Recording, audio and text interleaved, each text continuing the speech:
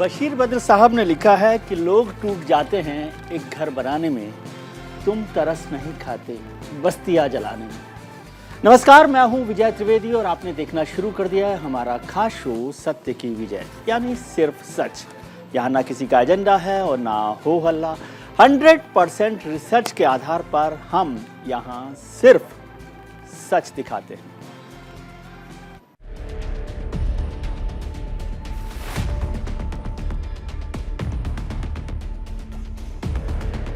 মিছিল মিটিং করার তোমার অধিকার আছে, দাঙ্গা করার অধিকার নেই। क्या सड़कों के हिस्से भी मंदिर और मस्जिद के हिसाब से बांट दिए गए? तुष्टीकरण का हद जिस समय से उनका बयान आया उसके बाद ही बंगाल में तोड़फोड़ शुरू हुई।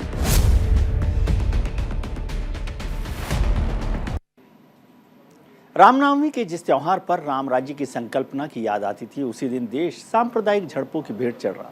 देश के कई शहरों में भीषण बवाल मचा हुआ। पश्चिम बंगाल में हिंसक झड़पों के बाद शुरुआत के बाद गुजरात से महाराष्ट्र होते हुए अब ये हिंसा बिहार पहुंच गई। बिहार के सासाराम में दो पक्ष आमने सामने आ गए।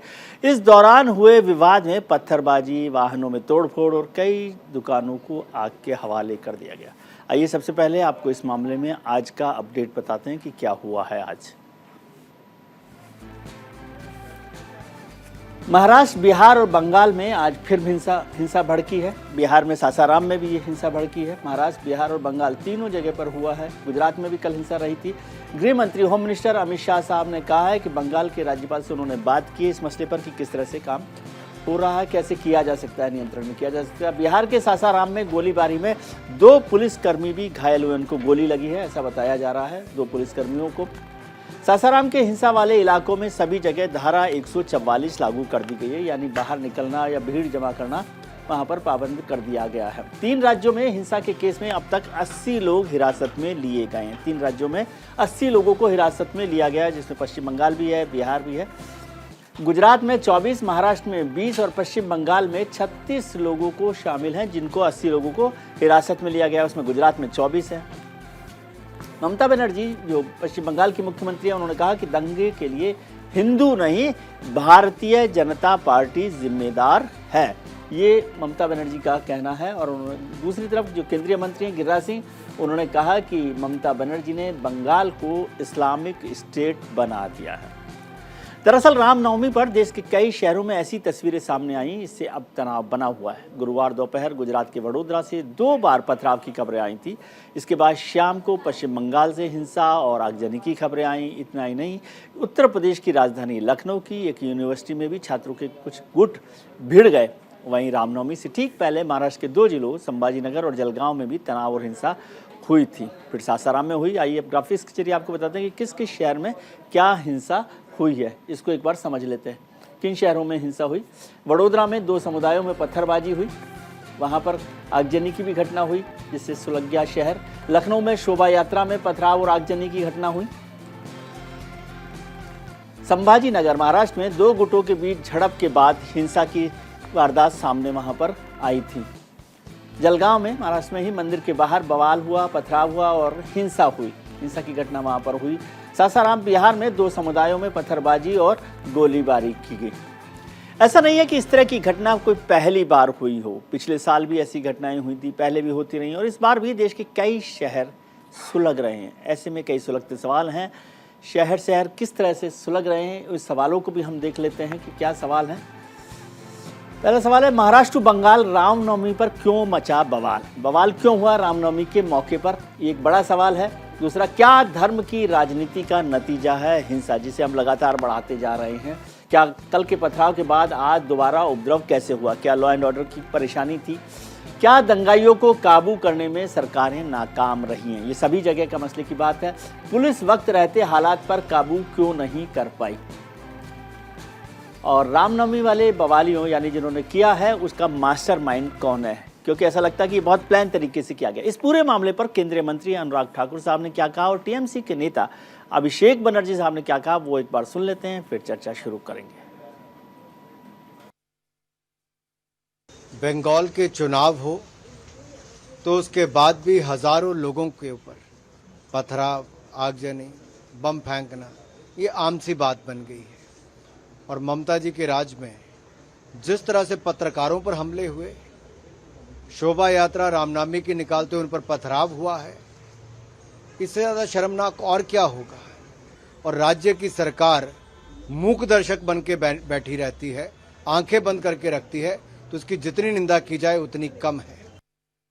এরা প্রত্যেকটা জায়গায় যে মিছিল করেছে, মিটিং করেছে, প্রত্যেকটা বেআইনি। এবার আপনারা প্রশ্ন করতে পারেন তাহলে সরকার ব্যবস্থা নিচ্ছে না কেন? নিশ্চিন্তে থাকুন, সরকার ব্যবস্থা নেবেন এবং এই যে ব্যবস্থা হবে এটা দৃষ্টান্তমূলক হবে। মুখ্যমন্ত্রী নিজে বলেছে এবং আমরা অত্যন্ত আশাবাদী যে যারা বাংলার শান্তি শৃঙ্খলা সভ্যতা নষ্ট করার জন্য নির্লজ্জভাবে রাস্তায় নেমে গাড়িতে আগুন জ্বালিয়েছে, ইটপাটকেল ছুঁড়েছে, এলাকা অশান্ত করেছে এবং মানুষের উপর অনৈতিকভাবে চড়াও হয়েছে, তাদের একটাকেও ছাড়া হবে না। आज इसी मुद्दे पर चर्चा करने के लिए हमारे साथ जुड़ रहे हैं खास मेहमान भारतीय जनता पार्टी के प्रवक्ता सतीश लखेड़ा साहब हैं, टीएमसी के नेता संजय सरकार साहब हैं, राजनीतिक विश्लेषक शिव भाटिया साहब और पूर्व आईपीएस निर्मल कौर और दिल्ली पुलिस में पूर्व एसीपी वेद भूषण साहब हमारे साथ जुड़े हुए हैं। आप सबका बहुत बहुत स्वागत है। संजय सरकार साहब, क्या हुआ हावड़ा में? क्या वहाँ पर पुलिस, सरकार, कानून व्यवस्था नहीं है? और सुना है कि आपने वहाँ पर इलाके बांट दिए, कुछ मुसलमानों के इलाके हैं, एक सड़क मुसलमानों की, एक हिंदुओं की है। नहीं, ऐसे बात नहीं है। बात क्या है, मैं आपको विजय जी बताने चाहते हैं जी। भारतीय जनता पार्टी के दो गुंडा है, जी। एक गुंडा है दिलीप घोष और दूसरे गुंडा शुभेंदु अधिकारी। दोनों ने क्या बोला है मालूम है आपको? बोला हम हथियार लेके रैली करेंगे। अच्छा, रामायण में कहीं भी लिखा है हथियार लेके रामनवमी का दिन में रैली करने के लिए जरूरत पड़ता है? बोला आप कीजिए, मेरे को कोई आपत्ति नहीं है, धर्म की बात है, आप कर सकते हैं, हम आपको बाधा देने नहीं जाएंगे, ठीक है। लेकिन ये क्या कर रहे हैं, वहां पर जाके हिंसाओं भड़काओ जो दे रहे हैं जी। जिस तरफ से वहां पर जो स्थिति जो हुआ है उस स्थिति के लिए भारतीय जनता पार्टी पूरी जिम्मेवारी। ठीक है, लेकिन लॉ एंड ऑर्डर तो आपके पास है ना सरकार साहब? सरकार आपकी है। लॉ एंड ऑर्डर हम तो पूरा तरफ से टैकल कर दिए वहां पर, आप देख लीजिए वहां पर कैसे पूरा रैप उतर गया, कॉम्बैट फोर्स उतर गया, पूरा पुलिस टैकल। देखिए आज बंगाल को जो पुलिस है, स्कॉटलैंड यार्ड पुलिस को साथ कंपेयर कर सकते हैं बंगाल पुलिस के जो आज एबिलिटी और कैपेबिलिटी के ऊपर में आप इनकार नहीं कर सकता है। हम नहीं बोल रहे, तो तमाम दुनिया बोलते हैं स्कॉटलैंड यार्ड पुलिस को साथ में बंगाल पुलिस को कंपेयर किया जा सकता है, हम नहीं बोलते। अच्छा, नंबर 2 बात है, अच्छा वहां पर तो आपको मतलब जो डबल इंजन की सरकार है, कहाँ पर? महाराष्ट्र में संभाजी नगर और जलगांव में क्यों घटना गया, यूपी मथुरा में क्यों हुआ है, अच्छा गुजरात में बड़ौदा में क्यों घटना घटा है? अमित शाह वहां का मुख्यमंत्री को क्यों नहीं बोला ये सब घटना घटना नहीं चाहिए?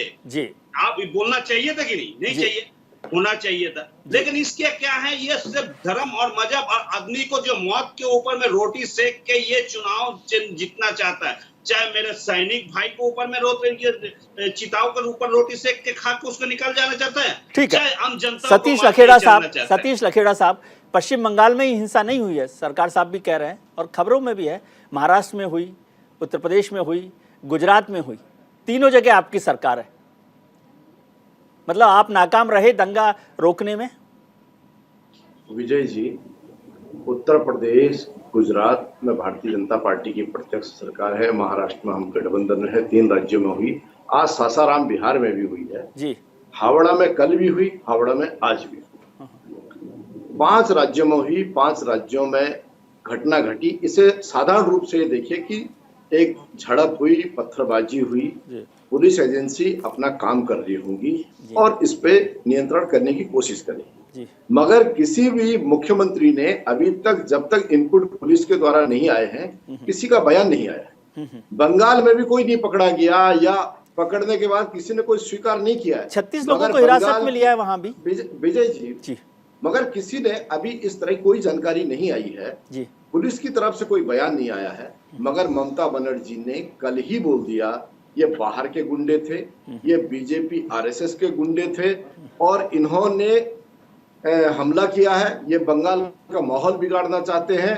मैंने पहले कहा था कि मुस्लिमों को तकलीफ नहीं होनी चाहिए और रमजान के समय पे मुसलमान गलत काम नहीं करता है जी। ठीक है जी, 10 सेकेंड जी। आप ऐसा करके मुसलमानों के साथ दिखने का ठीक है, आप लंबे समय से बहुत कुछ कर रहे हैं जी, मगर आप केवल रमजान तक ही एक समाज को अच्छा क्यों मान रहे हैं जी? जो किसी भी धर्म की आस्था का आदमी वो रोज सज्जन है। हाँ। वो एक ही दिन रमजान के महीने अच्छा रहेगा, मगर आप एनआरसी पे, सीए पे, बांग्लादेशी पे, रोहिंग्या पे जिस स्टैंड पर आप राजनीति कर रही हैं, इसलिए आपने बढ़त लेने के लिए और नैरेटिव सेट करने के लिए बयान दिया है। घटना में जो कुछ आएगा वो सामने आएगा, ठीक है, दिखाई दे रहा है। लखेड़ा साहब, लेकिन आप इस बात का जवाब, 5 राज्यों का आपने जिक्र किया, उसमें से 3 में बीजेपी की सरकार है।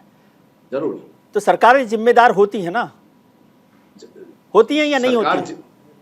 क्यों नहीं, सरकार में होगा, सरकार जिम्मेदार होगी, पुलिस कार्रवाई करेगी, पकड़े जाएंगे। ऐसा नहीं होगा कि राजस्थान का मतलूब 1 साल हो गया है, पकड़ा नहीं गया करौली का दंगेबाज। ठीक है, ऐसा इन राज्यों में नहीं होगा। ठीक है, जो भी होगा संरक्षण नहीं दिया जाएगा, पकड़ा जाएगा। ठीक है। शिव भाटिया साहब, अभिषेक मनु सिंघवी साहब ने कहा कि हम जानते हैं कि दंगे होते नहीं, कराए जाते हैं। क्या ये कांग्रेस के अनुभव से कही गई बात है?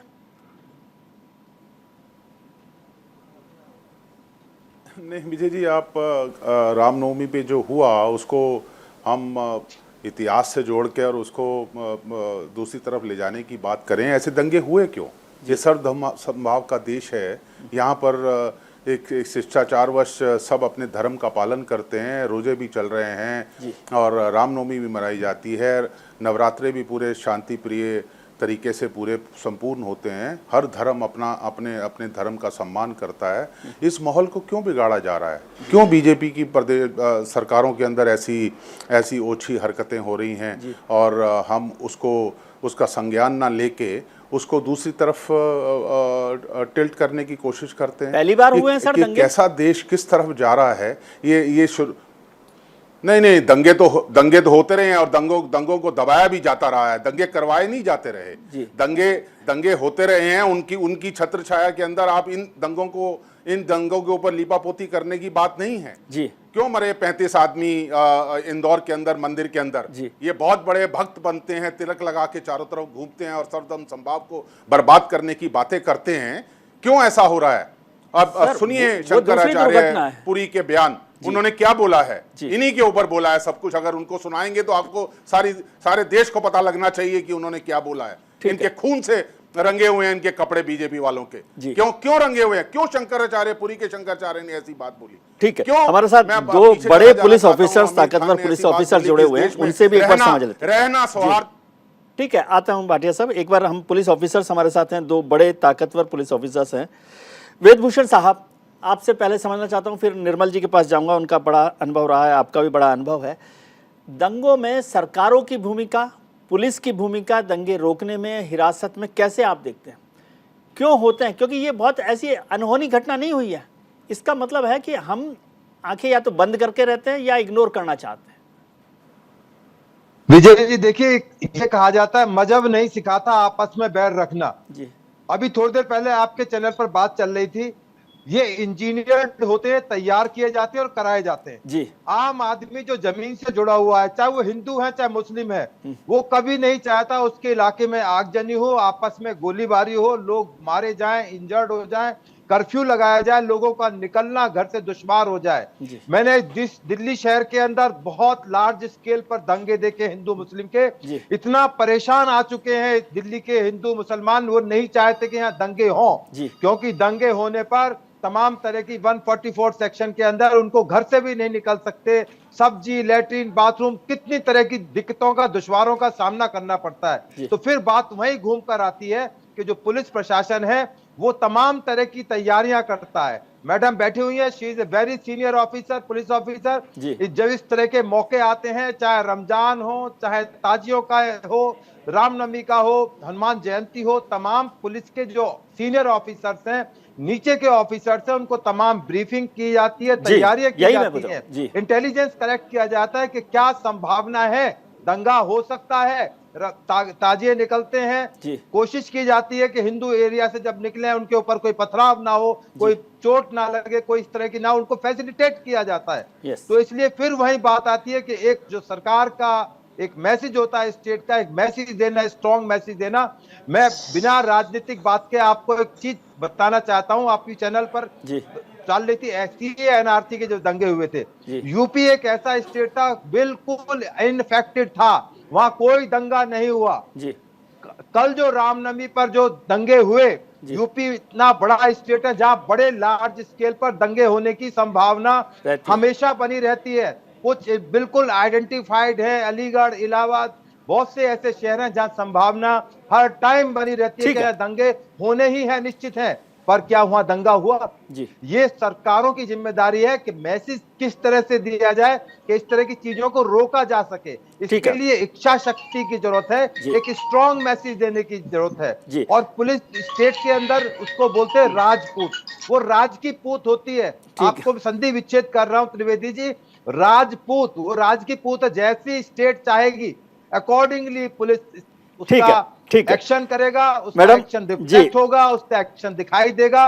और ये तमाम जो परिणति है, चाहे वो बंगाल है, चाहे महाराष्ट्र है, व्हाट वेंट रॉन्ग, ये तमाम एनालिसिस की चीजें। परंतु जो इंदौर की अभी घटना थी वो मिसहैपनिंग थी, वो तो दुर्घटना है, उसको दुर्घटना जाए जी, मैंने और तरह का मैटर जी सर, वो अलग भी ये मुकदमा दर्ज हुआ है। इन तमाम मामलों में इन्वेस्टिगेशन की जाएगी। व्हाट वेंट रॉन्ग, ठीक है, वो दुर्घटना है, वो मिस हैपनिंग है, परंतु दुर्भाग्यपूर्ण है। मैं इतना कह सकता हूं, ये सब चीजें दुर्भाग्यपूर्ण है। जी मैडम कौर, आपसे समझना चाहते हैं, आपको सबसे आखिर में इसलिए याद किया क्योंकि आपने सबको सुना है।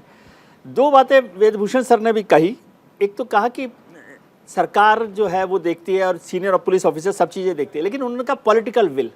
मैं समझता हूँ कि पॉलिटिकल विल बहुत इंपॉर्टेंट है, लेकिन क्या हमारी पुलिस एडमिनिस्ट्रेशन, पुलिस और एडमिनिस्ट्रेशन दोनों, बात पुलिस की नहीं, एडमिनिस्ट्रेशन, वो पॉलिटिकल विल के लिए इंतजार करता है?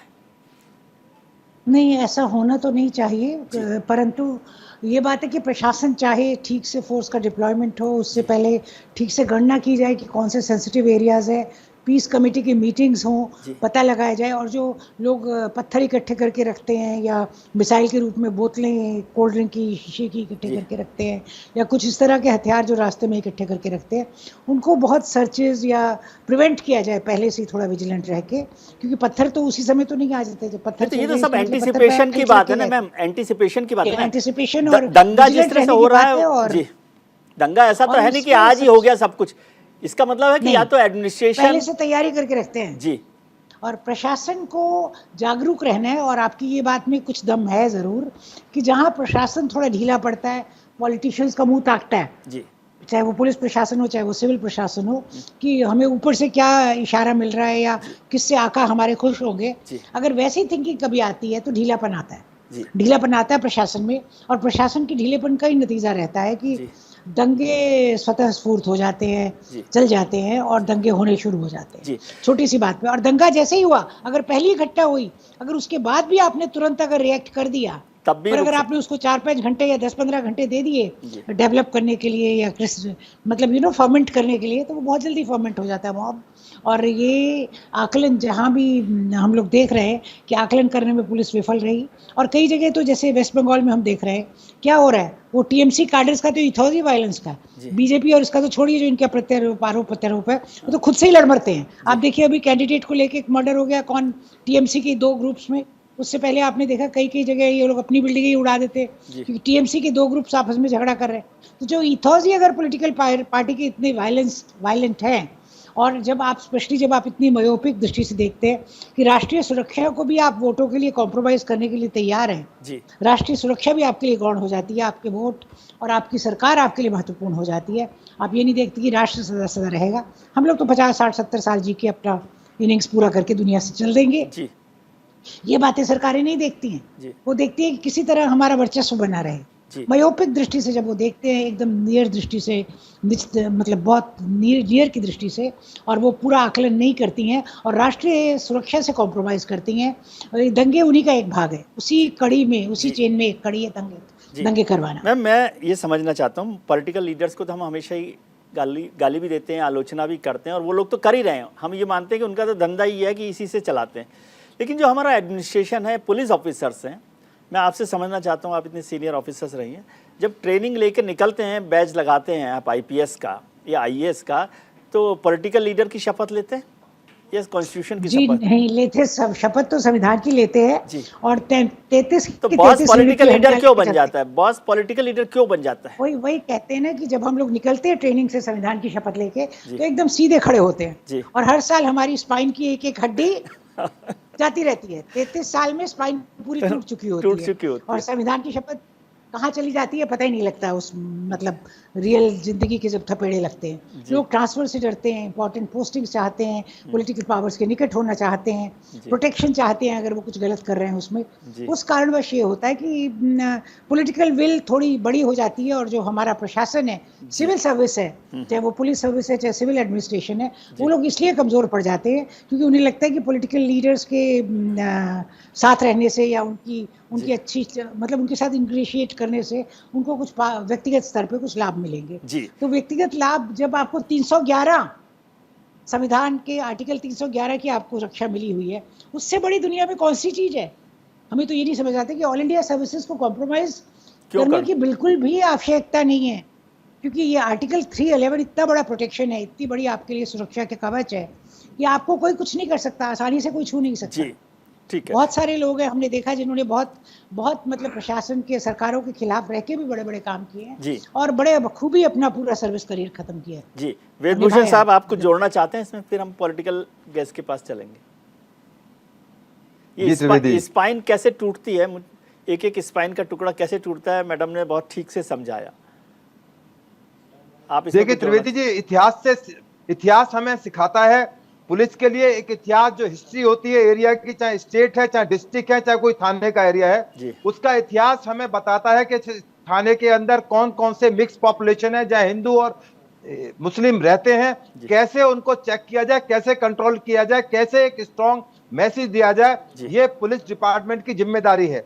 इसमें आप इंटेलिजेंस का फेलियर भी कह सकते हैं, आप पुलिस की वीकनेस भी कह सकते हैं, या जब मैडम ने जो बिल्कुल ठीक कहा है कि जो हमारी रीढ़ की हड्डी है कितनी मजबूत है, पुलिस ऑफिसर्स का क्या अपना खुद का दामन कितना अच्छा है, क्या उनकी इच्छा शक्ति कोई सीट पाने की थी या अच्छी प्लम पोस्टिंग पाने के लिए वो अपने पॉलिटिकल आकाश को खुश करने के लिए किसी भी लिमिट तक जा सकते हैं। बहुत सारे ऐसे सवाल हैं। त्रिवेदी जी, आप बड़े पुराने पत्रकार हैं, आप पुलिस को भी बेहतर तरीके से समझते हैं और तमाम जो चीजें हैं, कमी है, खामियां हैं पुलिस की, उनको भी बेहतर तरीके से जानते हैं। यदि पुलिस प्रशासन यदि चाहे तो मेरा पक्का दावा है पत्ता नहीं गिर सकता। ये ब्रिटिश हुकूमत कहती थी कि सरकार और पुलिस यदि चाहे तो घर के अंदर सब्जी में क्या पड़ा हुआ है ये भी पुलिस की जानकारी में आ जाता है। तो मैडम ने बिल्कुल ठीक पॉइंट आउट किया है। ये जो हमारी रीढ़ की हड्डी है वो हमें बताती है हमारी लचर रीढ़ की हड्डी है या हमारी स्ट्रॉन्ग मजबूत इच्छा शक्ति है।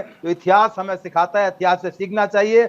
CANRC में दंगे हुए इंजीनियर थे, ताहिर हुसैन आज तक जेल के अंदर पड़े हुए हैं। बहुत सारे लोग दंगे तैयार किए गए, किस तरह बॉम्ब तैयार किए गए, यूपी से आदमी बुलाए गए। तो ये तमाम इंजीनियर्ड होते हैं, ये सडनली नहीं होते, कभी कभी होते हैं, ऑफ एंड ऑन हो सकते हैं, लेकिन ज्यादातर परंतु जो जांच इस तरह से बिल्कुल ऑर्गेनाइज तरीके से कि आज रामनवमी है, आज फला त्योहार है, ये तमाम चीजें तैयारी की जाती है पहले से कि इस बार रामनवमी का जुलूस निकलेगा तो हम एक मैसेज देंगे, एक बदला लेने की कोशिश करेंगे, एक सरकार को हिलाने की कोशिश करेंगे। तो ये सरकार के ऊपर सीधा अटैक है। तो सरकार जो भी है पॉलिटिकल आपके जो एनालिस्ट हैं वो बताएंगे कि किस तरह से हमारी जो कमियां हैं, व्हाट वेंट रॉन्ग, वो एनालिसिस की चीज है और करना भी चाहिए। ये दंगे नहीं होने चाहिए। हमारे लिए दुर्भाग्य है क्योंकि पूरे हिंदुस्तान का एक मैसेज जाता है कि हिंदुस्तान सुरक्षित नहीं है, सेफ नहीं है, प्रोसेशंस पर वहां पर पथराव हो जाते हैं, हिंदू मुस्लिम को लेकर वहां पर होता है। तो तमाम चीजें सभी के लिए अच्छी नहीं है, चाहे वो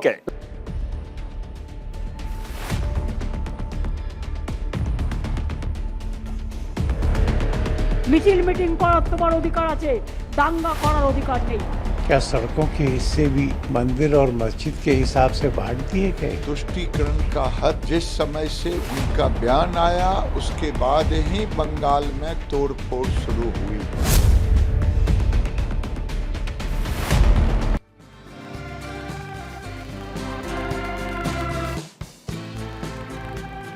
ब्रेक के बाद आपका एक बार फिर स्वागत है। हम चर्चा कर रहे हैं पिछले 2 दिनों में अलग अलग राज्यों में, अलग अलग शहरों में जो दंगे हुए, घटनाएं हुई, झड़पों की, पथराव की। बहुत विद्वत पैनल हमारे साथ जुड़ा हुआ है। निर्मल कौर साहब हमारे साथ जुड़े हुए हैं, वेदभूषण साहब हैं, शिव भाटिया साहब हैं, संजय सरकार साहब हैं, सतीश लखेड़ा साहब हैं। शिव भाटिया साहब, आपका राजनीति में और सरकार के एडमिनिस्ट्रेशन में बड़ा लंबा अनुभव रहा है। आम आदमी को डंडा जो है पुलिस के हाथ में दिखाई देता है, लेकिन एक इनविजिबल डंडा होता है जो पॉलिटिकल लीडरशिप के पास में होता है, जिससे वो पुलिस ऑफिसर्स और एडमिनिस्ट्रेशन की रीढ़ की हड्डी को तोड़ता रहता है और उसका नतीजा होता है दंगे।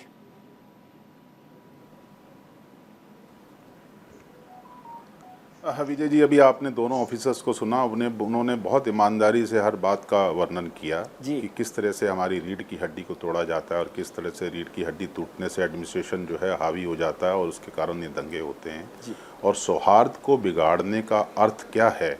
आज की स्थिति के अंदर अगर एडमिनिस्ट्रेशन स्ट्रांग होता तो ये तलवारें लेके हथियारों के साथ रामनवमी का जुलूस निकालने का अर्थ क्या है?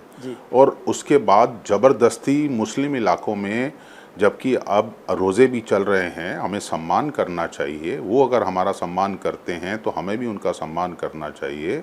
आज अब्दुल माजिद को मैं याद करता हूं, जिसकी बात आप कह रहे हैं कि एक घटना घटी इंदौर के अंदर, उसके अंदर उसकी इतनी प्रशंसा सब लोग कर रहे हैं कि रोज़ों में उस व्यक्ति ने कितने लोगों की जान बचाई। तो ये क्या है? ये सौहार्द के कारण ही और सद्भावना के कारण ही इस देश के अंदर ऐसा होता है। हमें ये नहीं भूलना चाहिए, जब देश को आज़ादी मिल रही थी 15 अगस्त 1947 को, तो गांधी जी कलकत्ता के अंदर इस दंगों को रोकने के लिए भूख हड़ताल पे बैठे थे, अपनी जान के ऊपर उन्होंने आने दी थी। और उसके बाद नेहरू जी ने जाके उनका वो तोड़वाया था और उसके बाद चीज़ें वापस लाके उनको यहाँ पे, जबकि इस इतनी बड़ी आज़ादी की लड़ाई में उनके पार्टिसिपेशन के बाद उन्होंने उसमें हिस्सा नहीं लिया था। उसी सौहार्द को बिगाड़ने के लिए आज की सरकारें, इनकी मंशा क्या है? मैंने पहले भी आपको बताया, इस देश से 10 लाख लोग से ज़्यादा इस देश को छोड़ के बाहर जा चुके हैं, जिनको सरमाएदार हैं, जो रोजगार भी देते हैं और सद्भावना भी चाहते हैं। क्यों छोड़ के चले गए? ये बहुत बड़ा इशू है। सन 2014 के बाद ही 10 लाख से ज्यादा लोग इस देश को छोड़ के जा चुके हैं। ये तो सरकारी आंकड़े हैं, ये मेरे आंकड़े नहीं हैं। ठीक है, ये क्या है? ये इसी सौहार्द में, इसी जो परिस्थितियां बिगड़ गई हैं, जो सौहार्द खत्म हो गया है, उसके कारण ही तो अपने बच्चों को लेके यहाँ से बिजनेसमैन भी चला गया और वो आम आदमी भी चला गया जो रहना चाहता था शांति में। ठीक, तो परिस्थितियां बिगड़ रही हैं, हालात बिगाड़े जा रहे हैं। और आज इस देश के अंदर जो परिस्थितियां बन रही हैं वो बनावटी परिस्थितियां हैं। ये जानबूझकर एडमिनिस्ट्रेशन अपनी लुल्लपुंज स्थिति दिखा के उन लोगों को बढ़ावा देता है। क्या वीडियो के अंदर नहीं आगे जो हथियार लेके उन इलाकों में घूम रहे थे, क्यों नहीं पकड़ा गया उनको? ठीक है, संजय जी आपके पास आता हूं। बहुत लखेड़ा साहब धर्म के नाम के ऊपर संजय जी से भी पूछेंगे, आपसे भी पूछते हैं। आप तो दोनों स्थितियों में हैं, आपके पास सवाल इसका भी है क्योंकि आपकी 3 राज्यों में सरकारें हैं जहां भी ऐसा हुआ, और दूसरी तरफ पश्चिम बंगाल में संजय जी का और टीएमसी का कहना है कि आपकी पार्टी के लोग चलाकर दंगा भड़काने की कोशिश कर रहे थे। ये गंभीर आरोप लगाया गया है। शिव जी भी कह रहे हैं, शिव भाटिया साहब भी कह रहे हैं कि जो तलवारें लेकर चल रहे थे उनको पहचाना जाए। विजय जी आता हूँ सरकार साहब, आपके पास आता हूँ। एक बार लखेड़ा साहब से छोटा सा जवाब ले लूं, फिर आपके पास ही आ रहा हूँ। जी विजय जी, कांग्रेस पार्टी जितने अच्छे दार्शनिक भाव में कह रही है, ये अंगुलीमाल से बुद्ध बनने के बाद की दशा है इनकी। जी, इनकी फितरत इस देश का विभाजन 2 जिद्दी लोगों की प्रधानमंत्री बनने की इच्छा के बाद जो रक्तपात हुआ, दंगे का वातावरण बना, उससे पहले दोनों भाइयों ने देश की आजादी के लिए लड़ाई लड़ी। ठीक है, जो सर अब लेकिन अब आप अंगुलीमाल क्यों बन रहे हैं? नहीं, आप अभी बुद्ध बन जाइए। मेरी बात पूरी होने दीजिए जी। उसके बाद जितने दंगे होते आए, और अभी वरिष्ठ पुलिस अधिकारी जो इन्होंने बताया कि किस तरीके से सरकार का मनोविज्ञान और सरकार में बैठे हुए लोग अपने माइंडसेट से प्रशासन को गाइड करते हैं। आपातकाल जब लगाया गया, उसी प्रशासन से उन्होंने उपयोग किया 84 के दंगे में। अरे सर, वो बात तो रोज करते हैं हम, आज की बात कर लेना। आज की बात बता। आज की नहीं, वही चीज है। आज अगर कार्रवाई हो रही है, लोग पकड़े जा रहे हैं, उसको रोकने की कोशिश की जा रही है, मगर जिनका इतिहास है साहब, आपका 1 साल पुराना मतलब कहाँ गायब है? करौली दंगा पूरे देश में आपने कितनी डिबेटें की हैं, मगर आज गायब है। क्यों नहीं है? संरक्षण है। जिस तरह टीएमसी के द्वारा कलकत्ता में जब बयान आया दीदी का, और दीदी के बाद बाँछें खिल गई, उन्होंने कहा दीदी तो हमारे साथ है, मजा आ गया, ये बाहर के लोग हैं। अब जितना रक्तपात होगा, मिल गया पॉलिटिकल लाइन, और पॉलिटिकल लाइन के द्वारा आज सारे जितने टीएमसी के में मेरी तीसरी चौथी डिबेट है, एक ही लाइन लेके बैठे हैं कि बाहर से आते हैं और बीजेपी वाले दंगा कराते हैं, आरएसएस वाले दंगा कराते हैं। अरे कौन सी जांच हो गई? किसने कबूल कर लिया? इसलिए दंगे के एक्सपर्ट जो लोग हैं आज उस पर ज्ञान दे रहे तो अच्छा नहीं लगता। ठीक है सरकार साहब, ये कहाँ से अभी पहचान हो गई है कि किसने दंगे कराए हैं? या तो पहचान हो गई है तो दोनों सब तरफ से आपको पहचान हो गई होगी। और फिर कहाँ मैंने देखा है कि मुख्यमंत्री जो है ऐसे सेंसिटिव टाइम में धरना देने बैठ जाए खुद ही। देखिए विजय जी, मेरे को बोलने का मौका दीजिएगा, समय दीजिएगा। तो मेरे मित्र जो भारतीय जनता पार्टी को जो अभी बोला है ना, इसको मैंने इसको पहले बोलना चाहता, ऊपर में थूकने से अपना शरीर में गिरता है। ये रोहिंग्या और बांग्लादेशी के बारे में बोला जी। अच्छा विजय जी, एक चीज बताइए तो बीएसएफ, एनआईए, आईबी किसके अंडर में पड़ता है? मिनिस्टर ऑफ होम के अंडर में पड़ता है जी, ठीक है। और रॉ किसके अंदर में पड़ता है? प्राइम मिनिस्टर दफ्तर के अंदर। रॉ का मतलब रिसर्च एनालिसिस विंग। मैं भी एक इंटेलिजेंस ऑफिसर का बेटा हूँ, ठीक है ना, मैं आपको बता रहा हूँ। अच्छा ये जब बॉर्डर से रोहिंग्या और बांग्लादेशी एंट्री करता है तो बीएसएफ, एनआईए और आईबी कहाँ रहता है और रॉ कहाँ रहता है? इसके मतलब इंटेलिजेंस फेल है। आप ये मान लिए हैं इनके सरकार के समय में इंटेलिजेंस फेल है, इसके लिए रोहिंग्या आता है और इसके लिए। अच्छा स्टेट के अंदर में क्या पावर रहती है इसके खिलाफ? दो वरिष्ठ पुलिस अधिकारी बैठे हैं और भी अच्छा समझाएंगे। लेकिन सर लॉ तो स्टेट के अंदर में आता है ना संजय साहब। सुनिए, स्टेट के अंदर में कहाँ रहता है? इसको पकड़ के जेल के अंदर 6 महीने रखना पड़ता है, उसके बाद में इसको पूछबैक करने पड़ता है। अच्छा जब बीएसएफ के अंडर बीएसएफ रहता है, उसके बाद इमिग्रेशन ऑफिसर रहता है, इमिग्रेशन ऑफिसर के अंडर से तो उसकी एंट्री लेने पड़ता है, वो भी तो होम मिनिस्टर के अंडर में है। मतलब आप ये कह रहे हैं कि भाई ममता बनर्जी सरकार कुछ नहीं कर सकती, ये कह रहे हैं?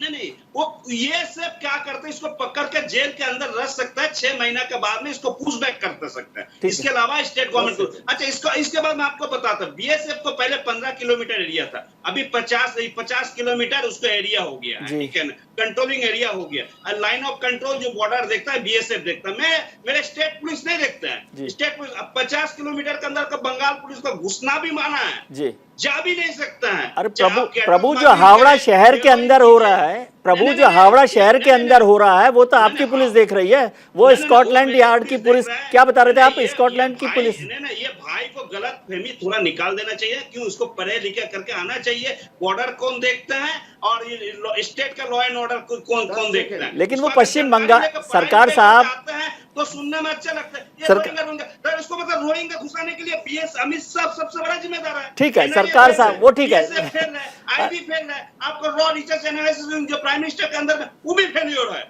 लेकिन सरकार सब फेल्योर है क्या? आपको कमजोरी है तो गुना दिया, ठीक है, लेकिन गुना दिया। आप मेरे को थूके मत, आपको शरीर में जाके वो थूकना गिरता है, ठीक है, मत बाहर। ठीक है सरकार साहब, लेकिन मैं सरकार साहब एक छोटा सा सवाल मैं समझना चाह रहा था। वो जो आपकी वेस्ट बंगाल स्कॉटलैंड की जो पुलिस है वो शहर में भी कुछ नहीं करती क्या? क्यों नहीं करता है? लॉ एंड ऑर्डर किसने कहा किया? किस तरह की तस्वीरें आपने देखी? भारतीय जनता पार्टी आपके गेस्ट कोऑर्डिनेटर मेरे को रिपोर्ट भेजा है क्या जी? उसको बापन चौधरी मस्जिद के सामने से जब निकाल के जा रहा था, आपको उस समय उल्टा सीधा गाली गोप्ता करने के क्या जरूरत है? हम कोई संप्रदाय के नहीं, अगर मुसलमान गलत करेंगे तो उसको भी हम अरेस्ट करने के लिए। हम मुसलमान हिंदू की बात ही नहीं करते सरकार साहब, हम मुसलमान हिंदू की बात नहीं करते हमारे चैनल पर। नहीं, लेकिन भड़कावा भाषण क्यों देंगे आप? भड़कावा गाली देंगे कोई संप्रदाय के, और वो संप्रदाय आपको केसी दास को रसगुल्ला दे देंगे क्या? ठीक है कौर मैम, छोड़ेंगे आप उसको ठीक है, तलवार चलाएंगे, आपको उसको केसी दास का रसगुल्ला आपको जवान दे देंगे। वो उसको अधिकार नहीं आपको जिंदा रहने के लिए, लड़ाई करने के लिए, हक का लड़ाई नहीं कर सकते क्या? वो ठीक कर सकते हैं। और रह गया दीदी क्यों धरना में बैठे हैं? हाँ। मेरे 1,15,000 करोड़ रुपया जीएसटी बंगाल से लेके गया, सरकार नहीं दिया। सरकार में कि नरेगा का 100 दिन का पैसा नहीं दे रहा है, पैसा अटक के रख दे रहे हैं, ठीक है। ये अदानी सरकार साहब मैंने कहा था कि ऐसे सेंसिटिव 80,000 करोड़ रुपया चल जाता है। सरकार साहब मैं आपसे ये कह रहा था कि ऐसे सेंसिटिव टाइम पर मुख्यमंत्री धरने पर बैठे। खैर निर्मल कौर मैम, आपसे समझना चाहता हूँ, ये एक्सक्यूजेज चलते रहेंगे और दंगे होते रहेंगे कि रॉ इंटेलिजेंस नहीं करती, लोकल पुलिस नहीं करती, पॉलिटिकल लीडरशिप नहीं करती, कोई रास्ता है? जी हाँ, इसमें रॉ इंटेलिजेंस और ये सब इधर उधर की बातें है। ये जो बंदोबस्ती है, विधि व्यवस्था है, ये सरासर लोकल पुलिस का मामला है जी। लोकल पुलिस की फेलियर है, प्रशासन लोकल प्रशासन की फेलियर है अगर दंगे होते हैं जी। अब रोहिंग्या बांग्लादेश, ठीक है सरकार साहब, अब मैम को बोलने दीजिए प्लीज जी। अगर वो कह रहे जेल में डालिए, जेलें तो बहुत छोटी पड़ जाएगी, जितने लोग आ रहे हैं प्रतिदिन, जितने लोग आते हैं उतनी तो किसी जेल की कैपेसिटी नहीं है जी। तो ये एक इतने बड़े पैमाने पर हो रहा है ये रैकेट जो चल रहा है इलीगल इमिग्रेंट्स को लाने का, कि ये मिली भगत बहुत से लेवल्स पे होगी, एक कॉम्प्लिकेटेड सिचुएशन है जी। और ये कह रहे हैं कि लोग देश से पलायन कर रहे हैं, 10 लाख लोग चले गए। अरे भाई, तो जनसंख्या से बढ़ी जा रही है, इतने सारे बांग्लादेशी, रोहिंग्या, इलीगल इमिग्रेंट्स दौड़े चले आ रहे हैं जैसे भारतवर्ष में पता नहीं क्या रखा है, और हमारी नेशनल सिक्योरिटी से कॉम्प्रोमाइज कर रहे हैं। मुझे धर्म से दिक्कत नहीं है, और धर्म के ये जब हमारी नेशनल सिक्योरिटी से धर्म के नाम पे कॉम्प्रोमाइज, संजय जी प्लीज, धर्म को भड़का के, संजय जी प्लीज, धार्मिक भावनाएं भड़का के जी, धार्मिक भावनाएं भड़का के, धार्मिक आधार पर डेमोग्राफी चेंज करके, धार्मिक भावनाएं भड़काने के बाद जब हम लोग अपनी नेशनल सिक्योरिटी से, नेशनल सॉवरेंटी से, नेशनल इंटेग्रिटी से और इंटरनल सिक्योरिटी से कॉम्प्रोमाइज करते हैं, दिक्कत एक सिटीजन के नाते, एक जागरूक नागरिक के नाते मुझे उससे बहुत दिक्कत है जी, कि अगर आप जानबूझ के डेमोग्राफिक चेंजेस ला रहे हैं, और ऐसे डेमोग्राफिक चेंजेस ला रहे हैं कि जहां पूरे के पूरे हेवंस बनाने हैं, प्रोटेक्टेड हेवंस, उसमें जी आप या तो मुझे बोलने दीजिए, या तो संजय जी आपके पास आ जाऊंगा, संजय जी आपके पास दोबारा आता हूं मैं, एक बार मैम को बोलने दीजिए, आप पूछ लीजिएगा बाद में। ये इंडियन पुलिस सर्विस से है ना, इंडियन पॉलिटिकल सर्विस से है, हम पूछना चाहते हैं। अच्छा ठीक है, अब प्लीज, अब दूसरा नंबर आपकी बात सुन नहीं रहे, आप अपने मन में सबको ठीक है संजय जी, आप प्लीज, आपको अगर इतना नॉलेज है तो बोलो ना। मैचेस मुझे पसंद, प्लीज संजय जी। नहीं, मैं आप पे कीचड़ नहीं उछाल रही, आप क्या कर रहे हैं, मैं बहुत कुछ कह सकती हूँ आउट ऑफ रिस्पेक्ट, ठीक है मैं भी लिहाज, संजय जी ऐसे बात मत करिए प्लीज, आपका जब नंबर आएगा संजय जी म्यूट कर दूंगा मैं आपको, संजय जी प्लीज, आप उसके साथ जाइए और take it home, don't say it on national TV. You may have any opinion of me. I am saying, talking of national integrity, national sovereignty, and you are making it a political issue. Yes. You are the people who make it a political issue. आप उसको राजनीति बनाते हैं, क्या करते हैं? आपने कभी सोचा राष्ट्र की एकता, राष्ट्र की अखंडता, राष्ट्रीय प्रभुता के बारे में? नहीं, आपको सिर्फ वोट चाहिए, आप कुछ भी कॉम्प्रोमाइज कर देंगे। आप जो राजनीतिक चश्मा जो पहने रहते हैं ना, संजय जी आपके पास आता हूँ, प्लीज आप चुप हो जाइए जी। और ऊपर से आप बैठ के पर्सनल कमेंट्स करते हैं, किसी में पर्सनल कमेंट करने से क्या स्थिति सुधर जाएगी जी। और मैं तो एक अकेला हूँ, मैं इंडियन किसी भी सर्विस से हूँ, मैं सर्विस से नहीं हूँ, मैं अपना अनुभव बता रही हूँ नागरिक के रूप में। बिल्कुल ठीक है, सर्विस में भी मैंने साल गुजारे और अब नागरिक के रूप में भी मेरी कुछ राय है जी। और ये भूषण साहब, मैं ये समझना चाहता हूँ, जो बात सामने आई वो यही है कि एडमिनिस्ट्रेशन ये क्यों नहीं समझता कि भले ही वो पॉलिटिकल लीडरशिप के इशारे पे चल रहा हो कुछ हद तक, मैं 100% नहीं कह रहा, लेकिन फाइनली जब कल्प्रिट बनाने की बात आएगी तो पुलिस ऑफिसर का ही नंबर आएगा। बिल्कुल, आपका एक्सपीरियंस बिल्कुल ठीक कह रहा है विजय जी। एक वर्ड होता है पुलिस में, टैक्टफुलनेस, जिसको हिंदी में बोलते हैं हिकमत अमली।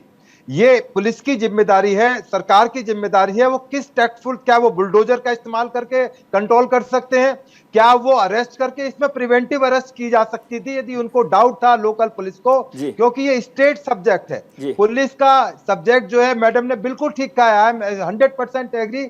और जहां तक विदेशों की पुलिस का, स्कॉटलैंड का संबंध अभी बता रहे थे, अभी दंगे हुए हैं कनाडा, ऑस्ट्रेलिया, सैन फ्रांसिस्को और यूके के अंदर, किस तरह से झंडे उतारे गए वहां पर। इतनी अच्छी पुलिस नहीं जितनी तारीफ की जा रही है, इतना, मैं परसों ही अमेरिका से आया हूं, ठीक है, वहां प्रॉम्प्टनेस है, फेयरनेस है, काफी हद तक जुडिशियल सिस्टम अच्छा, क्योंकि बहुत डेवलप कंट्री है। पर ऐसा नहीं है कि हमारे यहाँ कोई अच्छा सिस्टम ही नहीं है या हम नहीं कर पाए। बात वही आती है कि इच्छा शक्ति की कहीं ना कहीं कमी होती है। जी, आप देखिए किस तरह से दंगे हुए, वहां पर किस तरह झंडा उतारा गया, दिल्ली में उसका मुकदमा दर्ज किया गया। तो ये तमाम जो चीजें हैं, जो स्टेट की चीजें हैं, जो जिम्मेदारियां होती हैं, उससे हम भाग नहीं सकते। स्टेट गवर्नमेंट, चाहे अब पंजाब की बात चल रही है, अमृतपाल से वो पीछे नहीं भाग सकते, क्योंकि उनकी जो फेलियर था वो सबको नजर आ रहा है।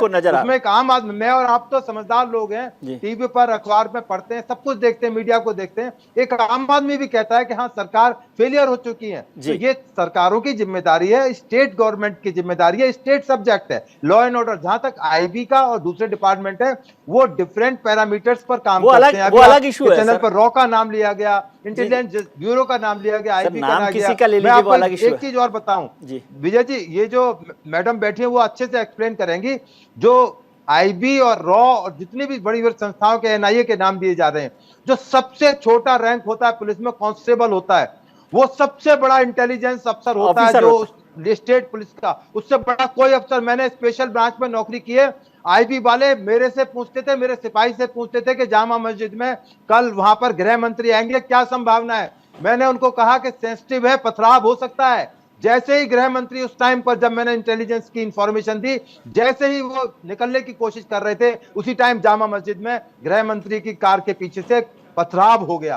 तो जो नीचे के ऑफिसर थे, सिपाही रैंक में बात कर रहा हूं, सबसे छोटा रैंक, वो सबसे ज्यादा बड़ा वेस्ट बंगाल पुलिस का सिपाही हो, वो उसको एक एक चीज का पता होता है। तो कहीं ना कहीं ये फेलियर है, स्टेट पुलिस का फेलियर है, सिस्टम का फेलियर है, उनकी सरकारों का फेलियर है। वो और तरह की राजनीतिक बातों में उलझाकर हिंदू मुस्लिम करके अपना पीछा छुड़ाना चाहें, वो अलग बात है, परंतु अपनी जिम्मेदारियों से पीछे नहीं हट सकते, उनको जवाब देना ही पड़ेगा। और सवाल मैं और विजय त्रिवेदी जरूर पूछेंगे कि फेलियर के लिए कौन जिम्मेदार है। जी सतीश लखेड़ा साहब, पॉलिटिकल विल की बात होती है, पॉलिटिकल विल कमजोर होती है, कई बार होता है कि पॉलिटिकल विल के लिए आप मतलब पॉलिटिकल पार्टीज छोटे इंटरेस्ट के लिए दंगे करवाते हैं या जो भी करवा रहे हैं, लेकिन फाइनल बदनामी सरकार की होती है, और सरकार का मतलब पॉलिटिकल लीडरशिप की होती है। आपको ध्यान है कि हमेशा जब भी दंगे हुए, उस दंगे से उस पॉलिटिकल पार्टी का पीछा नहीं छूटा। तो ये बात क्यों नहीं समझ में आती कि लॉन्ग टर्म में नुकसान पॉलिटिकल लीडरशिप का ही होता है? क्यों नहीं होता है? हमारे पास देश में कांग्रेस एक उदाहरण है। उस लीडरशिप ने जब खुले हाथ भ्रष्टाचार शुरू किया, सिमट के कहां चलेगी? मगर विषय बात तो ये आप तो सीख लीजिए प्रभु। जिस तरह, हाँ, वो जो, अगर ये तो जनता की अदालत है, इनको भोगना पड़ेगा। अगर गलत कर रहे हैं, ये पारदर्शी है, रोज परीक्षा होती है राजनीति में जी। मगर जहां तक विषय है कि आपने देखा होगा बंगाल का जो सिस्टम है, बंगाल पुलिस कमिश्नर राजीव कुमार साहब के समय पे किस तरह ममता जी केंद्र के सामने आड़े हो गई, किस तरीके से आज प्रधानमंत्री जी की सुरक्षा जब पंजाब में खतरे में गई, यहाँ पे रोहिंग्या वाला मामला चल रहा था, बीएसएफ को 50 किलोमीटर का दायरा सुरक्षा के लिए केंद्रीय एजेंसियों ने दिया।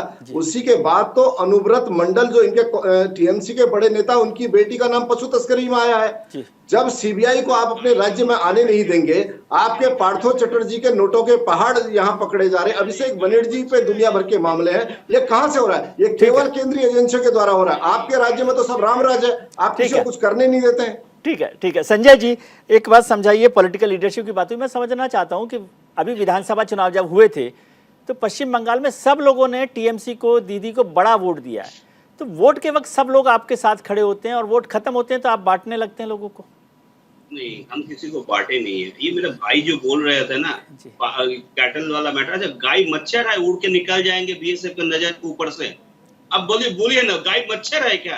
अभी इस सवाल पर भाग के चला जाएगा बांग्लादेश के संजय भाई, अब पॉलिटिकल सवाल पे मत जाइए, ये सवाल जो महत्वपूर्ण है उस पर बात। ये भाई जब बोले तो भाई के सवाल का जवाब भी आपको लेने पड़ेंगे। वो अगर जैसे सवाल करेंगे हम उसे जवाब देंगे। ठीक है, तो ये तो राजनीतिक में आप अगर जानबूझ के करते हैं तो अगर बुर्बक जैसे अगर सवाल जवाब, ठीक है, बुर्बक जैसे आपको जवाब नहीं, हमको सवाल सही सवाल जवाब देने पड़ेंगे। अगर कैटल मैटर होता है, कैटल आपका अगर ये होता है, स्मगलिंग होता है, तो गाय तो कोई मच्छर नहीं उड़ के उस बॉर्डर को साइड में चला जाएंगे। जरूर वो बीएसएफ रहता, बीएसएफ के सामने से निकल के जाता है गाय, उसका पैदल नहीं जाएंगे।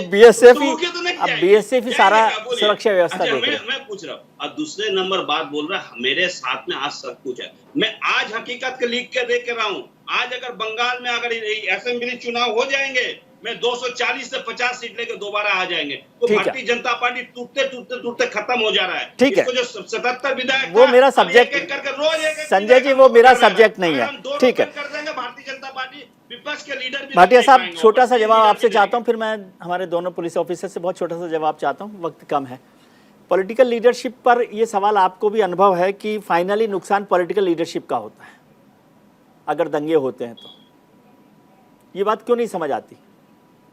अनिल जी, आज देश की सरकार, आज इस देश की सरकार जो है झूठ पे निर्भर होकर चल रही है। आपको याद होगा जब कोरोना इस देश में फैला तो उन्होंने सबसे पहले निजामुद्दीन में इकट्ठे हुए रोहिंग्यास के ऊपर कितना बड़ा कटाक्ष करके उनकी जिम्मेवारी उनके ऊपर सब पॉलिटिकल पार्टी की बात कर रहे हैं, कोरोना ही वही लाया। और उसके बाद बिल्कुल मैं पॉलिटिकल पार्टी की बात ही कर रहा हूं। मैं मैडम को भी बताना चाहता हूं, मैडम जो 10 लाख लोग यहाँ से देश को छोड़ के चले गए, वो से ज्यादा छोड़ के चले गए, वो सरमाएदार थे जिनका योगदान था इस देश को की ग्रोथ के अंदर। वो लोग इस देश को छोड़ के चले गए इसका सौहार्द बिगड़ने के कारण।